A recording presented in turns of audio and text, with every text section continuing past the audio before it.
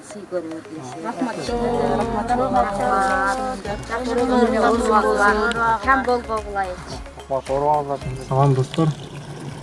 Сиздердин Вичатка жөнөткөн, Элсомго жөнөткөн, колго берген тыйындарыңыз менен бүгүн Туңгуч районунда келип 35 үй бүлөгө азык түлүк менен камсыз кылып кеттик.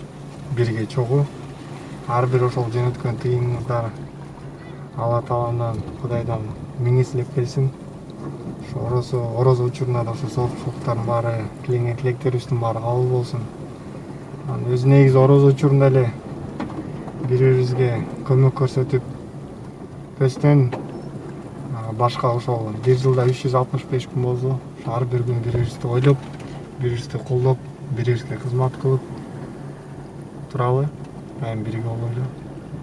Ошол ким орозо кармап жатса, орозоңуздар кабыл болсун. Баарыбыздын тилектерибиз, дуаларыбыздын баары Алла Таала угуп, кабыл болсун. Ошол айым бирге болойлу.